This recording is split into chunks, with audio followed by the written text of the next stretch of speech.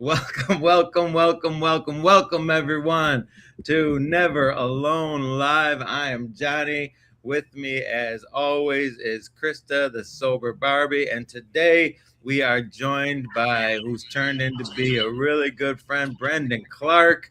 What's up, my brother? How you living? How's it going, man? Good morning, guys. Good morning from the West Coast.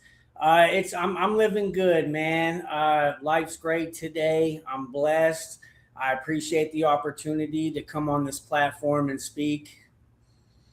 Well, we are excited to have you, and I'm excited. And it's good. Krista goes. I don't know how everybody's screen looks, but Krista's in the middle of mine, and she's like the go between because the trash talk it gets deep, and you never know where. You never know why you look. She's like the angry mom. She's the angry. She's the angry Volvo driving She's the soccer mom. mediator. She's the mediator. There we go. There we go. uh, Brent, With the hanger. Brett, I'm telling you, I've been so excited for this one. In all the conversations we've had, you're just such a good dude, so down to earth and everything else. Tell us about yourself, brother. So my name is Brenden Clark. I'm 39 years old. I'll be 40 this year. I'm from Warren, Ohio, a small city in Ohio. It's about like 45 minutes southeast of Cleveland. I grew up in a good home, I'd say, for the most part. My parents weren't together. My I lived in like this apartment complex when I was younger. My mother lived at the top of the hill, and there was a bottom part of the hill, and my dad had lived at the bottom part. And I did have both parents in my life. I feel like I had a quite a regular childhood. I didn't really experience any like trauma or loss. I feel like till later on in life. I did okay in school, but I did feel like the outcast. I felt like the loner. I've always had like social anxiety. I was even nervous to do this. So I kind of kept to myself. I went through phases like trying to be goth, and like I did there was an Eminem phase where I was part of the bleach blonde, crowd, the bleach blonde hair crowd. Whatever it took to fit in, man. Like my first drug of choice was like acceptance. It was the feeling of acceptance. That was like my first substance for me, man. Um, to be accepted and to feel like you like me. So I I did graduate high school. My dad told me, he said, if you ever do anything in life, graduate high school. And I did. I did end up in this class, right? It was called SBH at the time, severely behavioral handicap. And that was just because I would get into a couple fights here and there. I was picked on. I was kind of the weird kid, the outcast. But it was around high school where like I found my crowd. And it happened to be the burnout crowd who felt the same way I did. But like we all accepted each other. So I would sit with them at lunch every day, and they gave me this nickname, Luigi. It's kind of stuck ever since. A lot of people growing up, especially in my addiction, didn't even know me as Brendan. They knew me as Luigi, and I kind of wanted to keep it that way. Kind of like I feel like now it's like just an old alter ego of mine almost. Um, I even had D boys, dope boys. They one time somebody had said my name and they were like, "Who's Brendan?" And it was like, "I thought you were Luigi." Anyway, but because I didn't want to be Brendan. I felt like, I got this cool nickname, like don't call me Brendan anymore. It's, like in a way it was almost I just didn't want to be myself. I didn't want to be me. I never felt comfortable as me. So high school was cool. I did graduate. I Um, Ended up going on the road selling magazines for a job, and it didn't work out. Um, I I could never really hold down like a real job. I feel like I had been on Social Security growing up for, they said I had ADD, ADHD, and depression and all that. So they had put me on Social Security, and I lived off that, most of my life. And it was always a crutch for me, especially in my addiction. That Social Security check would be gone in 3 days, but, you know, it was what I had. It rarely bought me my necessities. I started using and drinking around the age of 14. I'd say I tried weed for my first time, and I decided to sneak some of my dad's liquor from off the top of the refrigerator and see what that felt like. And once again, I didn't feel like me. I didn't feel like me. I felt like someone else. It took me outside of myself. And it was just like, oh man, I have arrived. This is me. I can talk to anybody. I feel great, and other people are doing it too, especially the older crowd. So this must be like maturing and adulting and growing up, and it actually is, partying, but it's not the case at all. So I grew up in Ohio and never really left Ohio until later on in life. I I let's see. When I was 18, I had caught a burglary charge, and I got put on probation for it. And a couple years later, I had went to prison and did 3 years for that burglary. And my addiction hadn't got like into the harder drugs just yet. And I remember actually seeing people in prison on heroin and being like, I'll never do that. That looks crazy. Why would I ever want to look like that? Like with a junkie. And so I did my 3 years, came home and was living with my mom, and got a job at a sandwich factory. And I was doing okay for a while, and I started linking back up, with my old friends who were doing a lot of dealing, mainly like marijuana, cocaine, and uh, just for some reason, I was always the middleman. People would hit me up, and then I would just middleman it, and then it got to a point where I was dealing myself, and that's when I'd say, after a few months of that, my son's mother at the time, well, our son wasn't born just yet, but we had just got together and we were together for a few months, and she was telling me, she said, you should, sell pain pills. That's where the money's at. And I was like, oh, really? I never knew anything about opiates, pain pills, anything like that. I always looked at it as one of the harder drugs. I was like, I don't even know what it would do to me. I'm okay. And then they started like selling quicker than anything that I had. I'm like, man, why do people like these so much? Popped one, and it was just, I fell in love. I fell in love with that feeling, and then I realized why they sold so much quicker than anything else I had.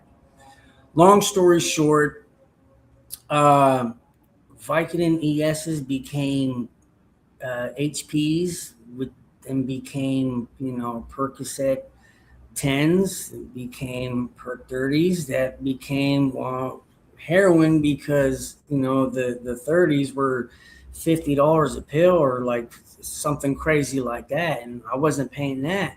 but I was sick. I was sick.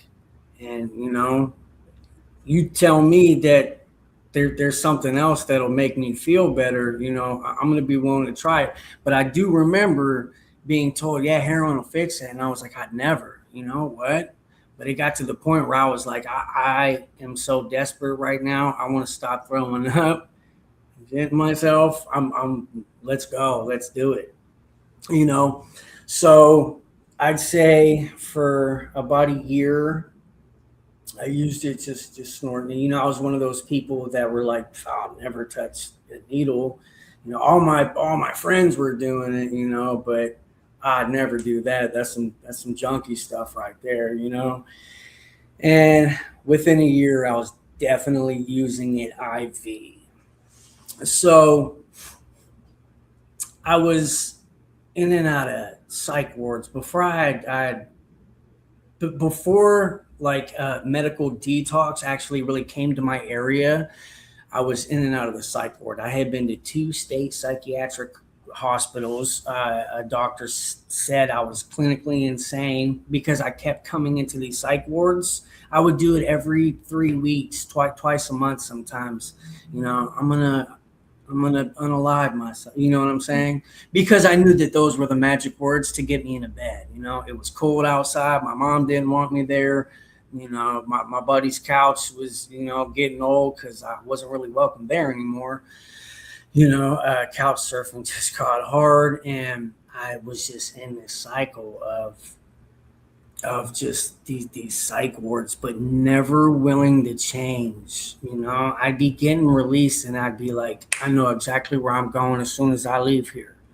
You know, I was past the physical withdrawal, but that mental obsession just would not leave me.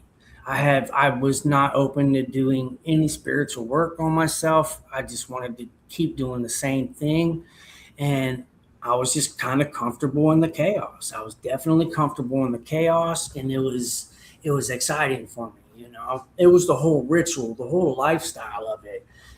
Just chasing the dragon, and it was a thrill for me, but it was a full-time job. But I didn't like being sick. My kid's mom at the time, she had gotten into boosting, and we would go boosting. Mind you, I did 3 years for a burglary. I don't like What is stealing. boosting? What is Boosting boosting? is stealing. She would go to Uh, stores.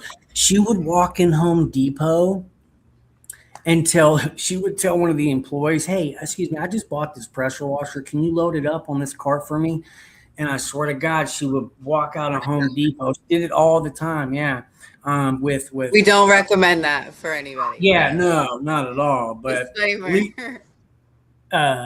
generators and like leaf blowers, crazy stuff, Dyson freaking sweepers. Anyway, um, so she was actually pregnant in our addiction.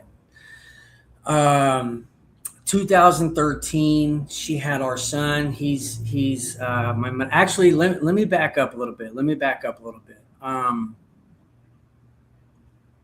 Yeah, she was pregnant. We were in our addiction, and yeah, 2013, she had our son, and we were in the hospital, and our son was showing signs of withdrawal. So they tested him. He had things in his system, so he had to go to a NICU unit, and he spent a couple weeks there. A family ended up taking custody, of him. We were fortunate enough for our family to be there and help care for him because we couldn't. We were stuck in our addiction, and he was almost 6 months old. He was a little over 5 months old, and this was 2013. He had passed from SIDS, sudden infant death syndrome, and yeah, that was pretty hard on us. We were together at the time, but we were both kind of doing our own separate things. Um, she was one of my best friends. She later on, I'll just say now, she later on took her own life. Not this last December, but the December before that. I know I'm kind of jumping around a little bit, but I had helped her come out here for treatment. She needed help. And she had came out here, and she had stayed here in California for a couple weeks. She was having some like health problems. She would tell me about, but she went back home, and I talked to her every day. You know, I've known her since we were teenagers. You know, her name was Brittany, and you know, a couple weeks go by, we talk all the time, and I remember she called me. She was like, "Oh, I got 30 days sober." I'm like, "Oh my God, congrats!" Because you know, she AMA'd, she went home, but she was like determined to like stay sober. So a couple weeks go by, and she's like, "Oh, I have 30 days sober." You know, I'm like, "Oh my God, that's so awesome." And I'm not sure what happened, but I don't know, maybe like 3 4 days later, I found out she took her own life in her mother's garage. Her mother found her. Um, so yeah, and I had to deal with that sober. That was just a little over a year ago. Well, a little over a year and a half ago now, something like that. And I still deal with that. I'm still not okay, you know, from that. But fortunately today I have people that I can talk to, you know, and I have people that even like relate in some ways to that. So like I definitely have support today. I didn't let that, you know, take me down into, you know, I mean, it put me in a dark place, but I couldn't let it take me out, man, you know. So, and I've definitely been doing therapy like since then. You know, therapy is important. You know, men's mental health is definitely important. I don't care if, you know, I don't care about that all that masculinity stuff like screw therapy. No, like men's mental health is definitely important.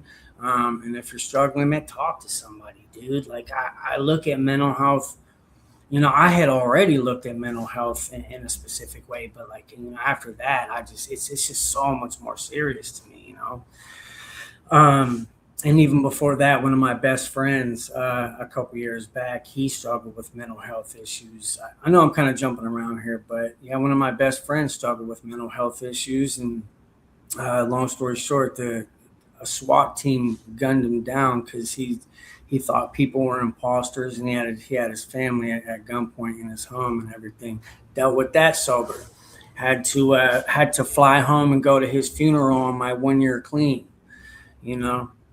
So anyway, back in Ohio, in my addiction, son just passed. I I finally found a medical detox, and you know, with comfort meds and some therapy. So I found an actual like detox with, you know, substance abuse treatment, and around 2013, you know, maybe 2014, and um, I had been to meetings before and everything, but I didn't utilize them. Like I just kind of cared less for them. But it was then that I got introduced uh, to the rooms of recovery, and you know, I was in and out for a while. Uh, my first son, so I have three children, three different women. My first son, he's 18 now. Well, in 2016, my mother helped take care of him because when he was young, he was a baby. You know, the mother and I, we weren't together, and she just wasn't able to care for him. So my mom kind of took custody. I went to prison around that time also. That's when I did my 3 years. So anyway, 2016 rolls around, and I'm about 90 days sober. I'm in a sober living house in Youngstown, Ohio. My mom was back from Florida with my son. My mom was so sick of my son and I's mother's actions and addictions, she decided to take my son and move to Florida for, I think it was like a year or so. And Dad came back around 2016. So in 2016, they were staying in the Youngstown Rescue Mission, a homeless shelter in Ohio. And I was staying in sober living. I would talk to his mother here and there. She was doing her own thing, and I was in sober living doing my own thing. But I would always try to make sure she was okay. And I remember she had just got out of jail. She was like, "Oh, I got 30 days," or it was like 30 some odd days because she had done a little jail stint. And I was like, "That's awesome," And I said, "But listen, like, people are out here dying, so like, stay sober, don't get high." She's like, "No, I don't ever want to go back to that." And I want to say 3 days after that conversation, I got a phone call that she was found in a hotel room, and that was 2016. Passed from fentanyl poisoning. She decided to use alone, and she had messaged me the day before that and said that her friend had passed, and, from an overdose. And I was like, "Oh my God, I'm sorry." And she didn't reply. And then it was the next day I found out she had passed. So that was 2016.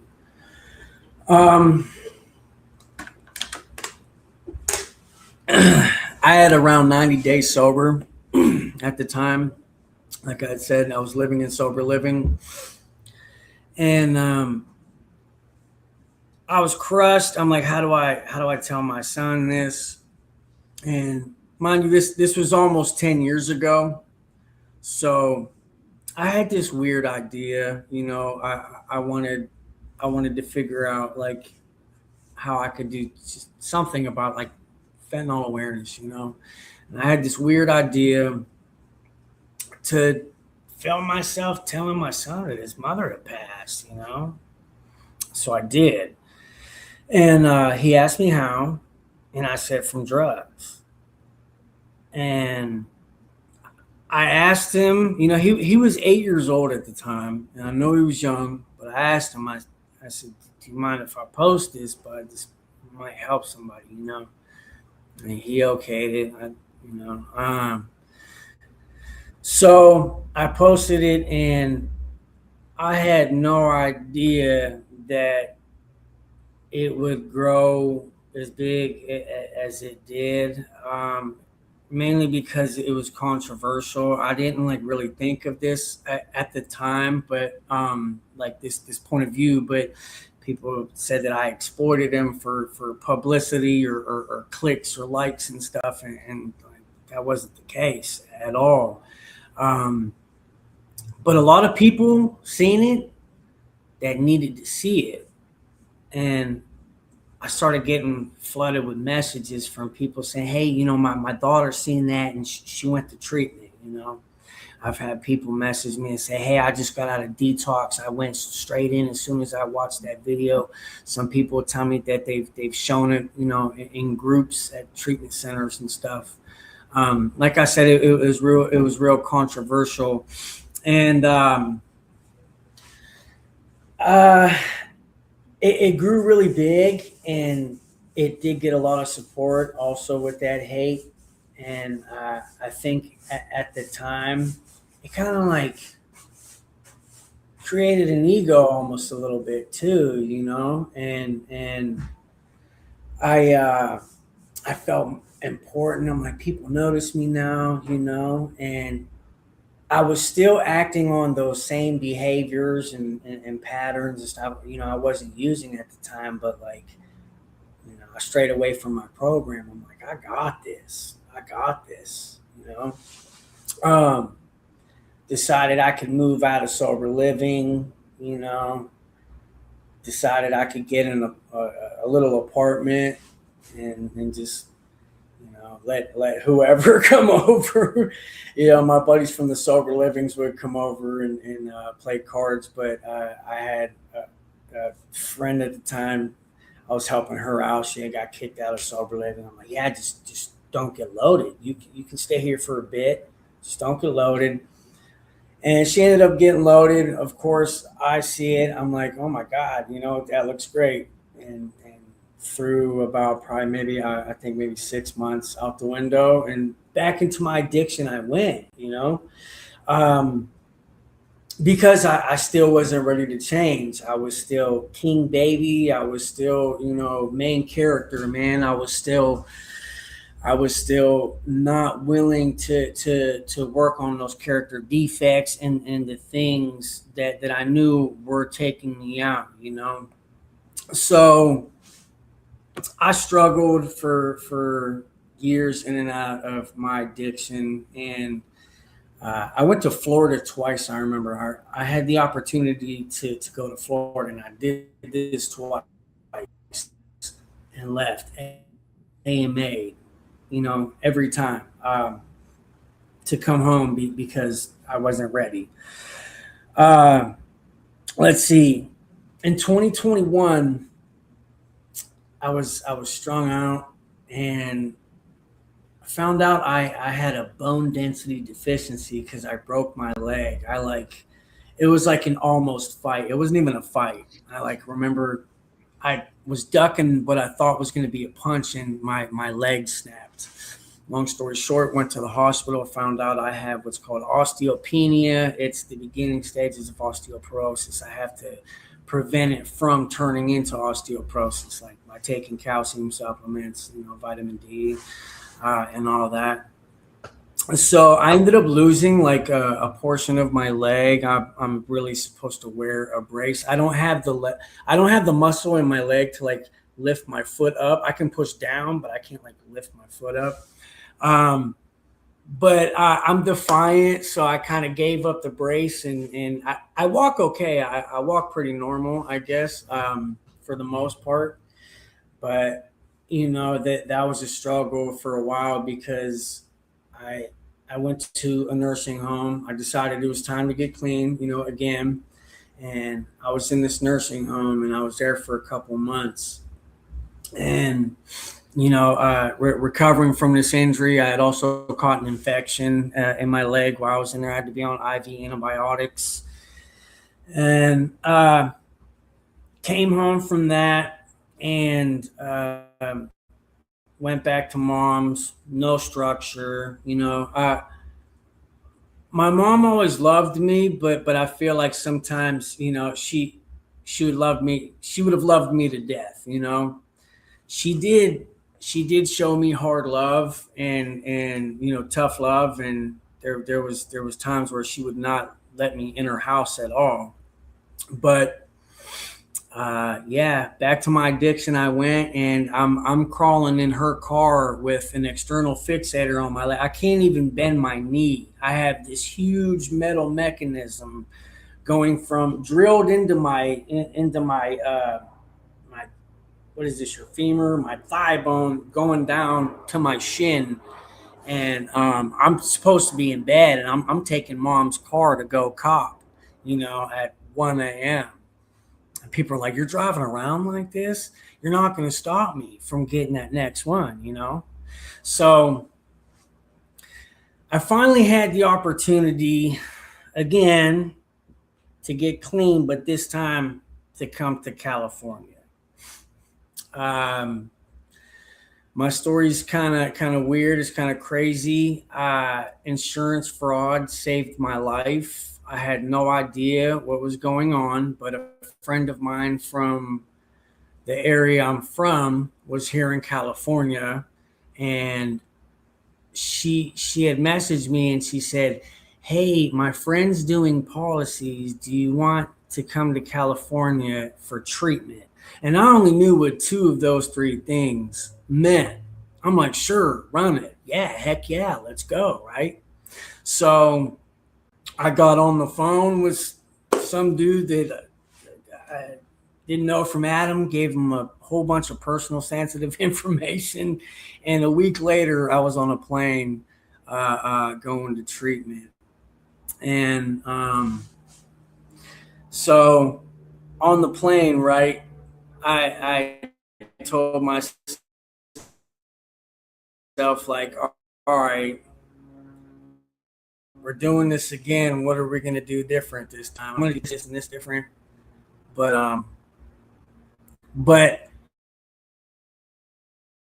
I started putting like there word I'm looking for, like stipulations, and I'm like, all right, well, if I'm gonna do this, freaking Danny Trejo or Anthony Kiedis is gonna be my sponsor. It's gonna be somebody famous because I'm special, and I'm gonna do this my way, and still a lot of ways. I was like this is how I'm gonna do it. I might even do Suboxone or go to a funny, friendly, sober living, some shit like that. And I was still closed minded. I was still closed minded to the path of recovery. I still wanted to do things my way, my will, not God. So I got to treatment. A few weeks in, they said, "Do you want to go toward this sober living?" I'm like, man, I really only wanted to do like 30 days, but I'll go see what it's about. So I went and toured it, and while I was there, I was like, "Hey, you guys are you guys like MAT friendly? You guys?" He was like, "No, zero tolerance." I'm like, "Oh, okay, okay." So I went home and I slept on it, and I was like, "This is what I need." Like, screw going home, because mom's couch was never no good for me. you know so I said, let me go to this zero tolerance structured environment. Let's test this out. Let's see if I could do this. So I ended up started going to PHP, and doing groups, doing therapy, and I told myself I was going to take this thing serious. I found my sponsor probably after detox, like my first week of going to meetings. I knew to talk to people. I knew to get phone numbers. So I told myself I'm going to talk to at least 2 to 5 people, and I'm going to get phone numbers, get my name out there, get their names, introduce myself, get myself out there in the rooms. And that's what I did. I would get phone numbers every meeting I went to. I found my sponsor, and coincidentally, his sponsor is Danny T. So Danny T's my grand sponsor. So Huh. it was still a win. I've met him a few times. He's real cool, a real humble dude.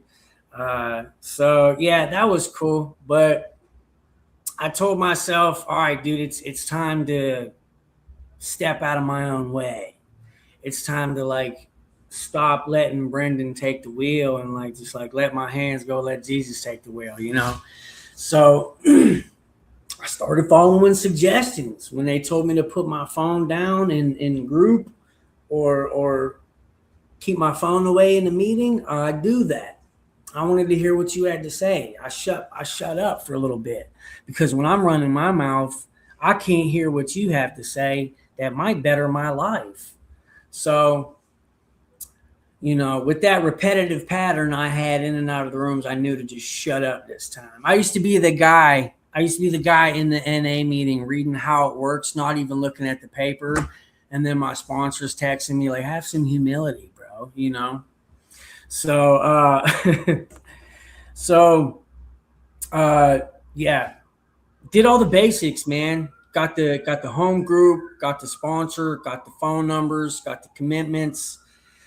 And I'd say I was a little after around 60 days, coming up on 90 days sober. I decided to get me a little BHT job, and I started working in treatment with a little over probably 60, almost 90 days, something like that. I don't recommend it, but I had a lot of friends that worked in treatment that said, "Hey, Brenden, listen, I know you want to work in treatment and all that, but just remember that you're not supposed to make it your recovery. So just make sure you don't make it your own personal recovery. And I held on to that, I definitely I held on to that because it was more than one person that told me that. It was quite a few people, So I definitely stuck with that. And, besides working and going to groups, I definitely went to meetings and I started my step work with my sponsor. So, uh, yeah, I want to say I moved out of sober living after around a year. I started renting a room, and I continued to work in treatment. I've worked a couple of different tech jobs, and I started doing admission stuff, and now I'm business development and outreach coordinator for Monarch Treatment Centers and Aura Wellness. The owners are in recovery. I found my way working in this field and industry by only networking and talking to the right ones and the people working programs and doing the right thing, because there's trash, not a lot of trash, but there's things that go on in some places that aren't too ethical, and I don't really agree with. So I definitely wanted to keep my name and my face card in this industry and in this field just clean, and keep a good rapport with people. So I stick with my recovery group, and I go to meetings with them whenever they share. I show up to the meetings to hear them share. Life's good, man. I had to honestly get out of my own way. I had to. So after working in treatment for a while out here, I was able to finally hold down a job. I didn't have that sketchy insurance anymore. I didn't need it. I was able to stay sober. And after working for a while, I was dedicated. I was so dedicated that I made sure I got to work. I showed up. I wanted to make sure that, like, if I said something, I was going to do it, that I keep my word. So I try to show up to anything I arrived to early. While working, I took the bus. I would walk. I would take the bus. I had a job in Bel Air that I would take the bus. It would take me 2 hours to get to work. And then I was able to invest in a scooter, got me a scooter. I rode the bus, walked in a scooter for 2 years. And then finally I was able to get my license back. I got my license back. And I drive a car today that I had on a vision board 5 years ago. You have like And a fancy that's car. only because, huh? You have a fancy car. It's nothing special. It's I got a little Camaro, a little 2020 Camaro, but I always had this thing, years back for like white Camaros. I don't know, they were just always slick. It's a basic model. It's nothing, too fancy, but I'm grateful. I'm super grateful, and like I do get compliments on my car and stuff sometimes, and it feels good. But like I definitely work for that. I definitely made sure I got on that bus or strapped my shoes up tight to get to that job. And none of this was possible. My employment, my life today, my apartment, the relationships I have today are only because of God and a program of recovery. I'm super spiritual. I try not to call myself religious because like I don't really believe in like organized religion, and I don't know, I'm weird, but I definitely do believe in God, a higher power, Jesus Christ, and they saved my life, man. God and recovery and my support group has done a lot for me. Life's truly great today. I'm super blessed. I have my connections back with my family again. My kids love talking to me. Years back, they didn't want to talk to me. They didn't want to see me. So I'm super blessed, and I get to help my mom out today. I used to I used to scream. Remember the movie Basketball Diaries, where he's just pounding on the door, begging his mom for freaking $10? Like that was me before, man. Please, mom. I would show up uninvited, unannounced. Mom, I need $20. Now she gets to do it to me. I love it. It's great. Let's see. So yeah, and after finding recovery and living this life, I decided to start an outreach company. It's called Time to Go Recovery Outreach, and what I like to do is, I like to take donations and like get food and water, Narcan. I've got all kinds of friends with Narcan. Thank the good Lord, and we take these things out. We go get packs of water, electrolyte packets, and stuff because they're malnourished and dehydrated. We have another mission coming up here soon, probably in the next couple weeks. Within the next couple weeks, I'm gonna be going back out to probably MacArthur Park to pass some things out again. And I'm inviting everybody. I'm gonna drop the date, the time, and the location, and whoever wants to come. You guys are more than welcome to bring. Try to bring some water, just things to pass out. But I do have a bunch of outreach supplies on the way that should be here today, and we're gonna have a bunch of stuff to pass out. So yeah, it's gonna be a great time. Brenden, dude, first off, let me thank you for your vulnerability. Coming on here, sharing your story, and it's amazing, dude. And I appreciate you so much. I mean, I don't like that you cheated. You did cheat a little bit. I told him all my questions. I told him all my questions before we started, and he wrote them down. He's been talking about all my questions. I wrote one down. And I could see him getting all pissed off over here. You see it. You see it. I mean, I'm telling you, me and Luigi, we were about to go at it for a second. Mario and Luigi. You better watch out. It's a me Mario. But no, Brenden, this was so impactful and so powerful. And I want to kind of go back to the beginning because it's something that when people watch this, right? You don't know who's watching it. It might be somebody early in recovery. It might be somebody who's thinking about recovery. It might be somebody who has no clue what recovery is. So, we try to use this as a platform to be educational. And your story, and especially in the beginning, it was the progressiveness, right? This is a progressive disease.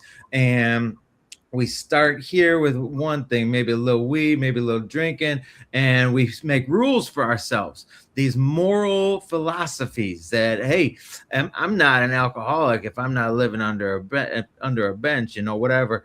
And I'm not an addict if I don't do this. And then slowly but surely, those moral philosophies turn, and suddenly I'm not an addict because I'm not an IV user. Next thing you know, I'm an IV user making new rules, and I'm not that bad if I'm not as bad as Krista, because nobody's that bad. but let's speak on this for a minute. The progressiveness of the disease. Where's Krista at? Krista, Krista, talk about the progressiveness. I think there's a lot of nevers. You say, I'll never do this, I'll never do that. And the next thing you know, you're right there. And then it takes you getting in all that trouble or whatever, and then opening that big blue book or whatever color book you're reading, and you're like, oh my gosh, I am that person. But then you finally feel understood in a way, though. But it's wild because I grew up on a resort island that it's okay to everyday drink. We're on vacation time all the time. It's like the tropical resort vibe. And then next thing you know, I need it to function. I need it to do, like, I need a drink for everything. I made a TikTok yesterday and I was like, I used to drink wine for breakfast, it becomes an everyday Grape thing. juice. And then your life is literally in shambles, before you know it. And it starts with, and our story's so much alike. I had my first drink at 14, started getting into and we're the same age. And a lot of my the first part of your story was like to a T my story, because I came from a great family, and like that wasn't in the cards for me, but then it was. It was the hand I was playing, and I was about to lose all my money. So that's wild. And but you know, and the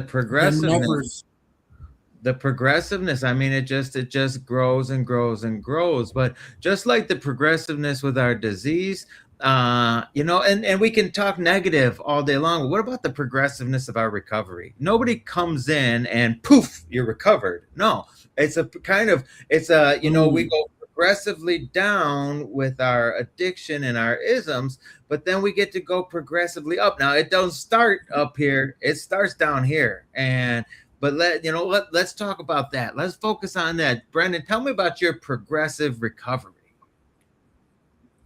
My progressive recovery. So, like I had said, I was still closed minded. I wasn't even like all the way even open minded yet. I feel like to doing the things suggested and that I would have to eventually do.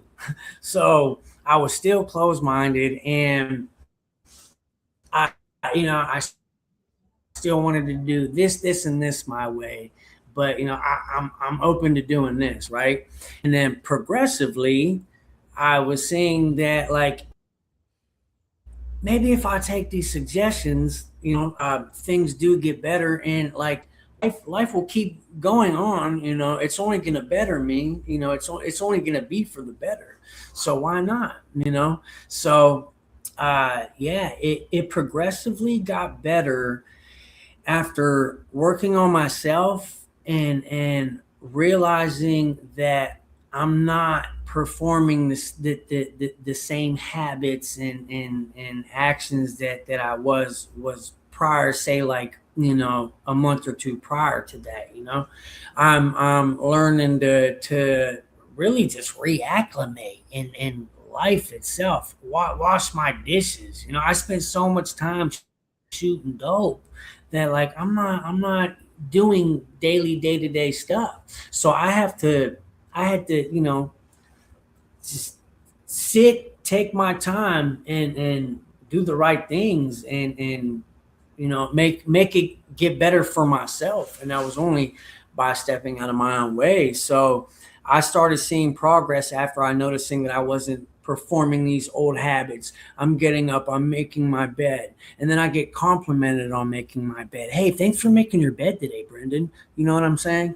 So that's where the progression came in, where I was able to feel like, oh, I'm doing okay. I'm doing a little bit better.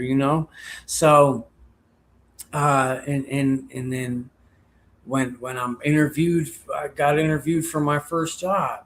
Okay, I really like this. Yeah, I'd like to move forward with this. There's some progression right there, but it was staying in those moments though where I felt like I was completely stagnant. Nothing was going to get better because my brain will tell me that things aren't going to get better. Things are going to either stay the same or they might even get worse, Brenden.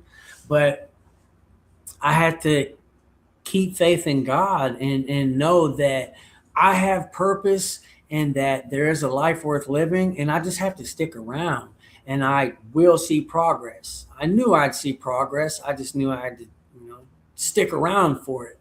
And the progress came after taking suggestions and and living away other another grown man is telling me to live because I was still, I like to tell people, dude, I just became an adult freaking not even 4 years ago. I just grew up like a few Dude, years ago. and see and that's humility. That's the saying, oh shit, I need somebody else to tell me how to live. We're all plagued with a series of idiosyncrasies, if you will, where we've had these learning behaviors. We know how to do it, and it's these bad habits that we grow accustomed to, and we put the plug in the jug, but that doesn't stop the bad habits and the selfishness and the self-centeredness.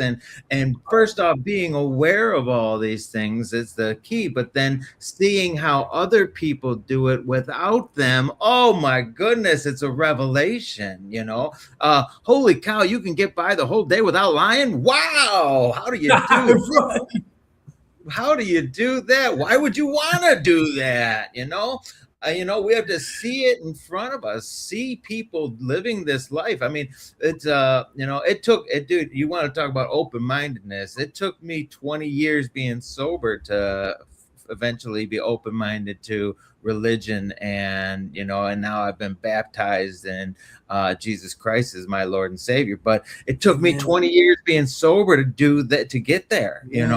And because we're always evolving. That's why I really like this discussion about progression, because our recovery is always progressing as long as we stay green, as long as we stay growing, and we keep watering that garden and go to the meetings and do the things and get comfortable in the uncomfortable and stay vulnerable and stay humble and all the things all at once. But Brenden, boy, you are a great example of that, kid. I'm so glad you came up here today. I do want to take a few more minutes and talk about what recovering out loud means to you, because you're recovering out loud, and what social media means to you. You've made an impact on so many people's lives with your video. That video didn't keep you sober, didn't make you stay sober, but it impacted people's lives still.